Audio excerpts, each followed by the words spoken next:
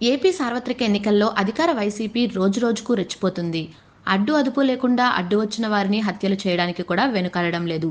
రాబోయే ఎన్నికల్లో ఎలాగైనా అధికారంలోకి రావాలని పలు కుట్రలకు తెరతీసింది. ఇందులో భాగంగానే హిందూపురం జిల్లాలోని పుట్టపర్తి నియోజకవర్గంలో గల కూటాలపల్లి గ్రామంలో తెలుగుదేశం పార్టీ కార్యకర్త అమర్నాథ్ రెడ్డిని వేట కొడవలతో వైసీపీ మూకలు నరికి చంపాయి. ఈ హత్యను టీడీపీ రాష్ట్ర అధ్యక్షులు కింజరాపు అచ్చెన్నాయుడు ఖండించారు. వైసీపీ ప్రభుత్వం సీఎం జగన్ రెడ్డిపై తీవ్ర ఆగ్రహం వ్యక్తం చేశారు.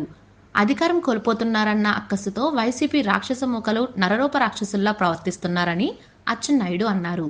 సోమవారం నాడు టీడీపీ కార్యాలయంలో ఆయన మీడియాతో మాట్లాడుతూ, జగన్ సీఎంగా ప్రమాణ స్వీకారం చేసిన నాటి నుంచి ఏపీలో శాంతి భద్రతలు క్షీణించాయని మండిపడ్డారు. కూటాలపల్లిలో టీడీపీ కార్యకర్త అమర్నాథ్ రెడ్డిని వేట కొడవలతో నరికి చంపడం దుర్మార్గమని అన్నారు.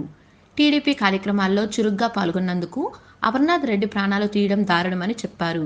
జగన్ సొంత బాబాయి వివేకాన్ని గొడ్డలితో కిరాతకంగా నరికి చంపారని, వారిని ఆదర్శంగా తీసుకునే వైసీపీ ముఖలు ఈ హత్యలకు తెగబుడుతున్నాయని ధ్వజమెత్తారు. అమర్నాథ్ రెడ్డిని చంపిన నిందితులపై పోలీసులు చర్యలు తీసుకోవాలని డిమాండ్ చేశారు.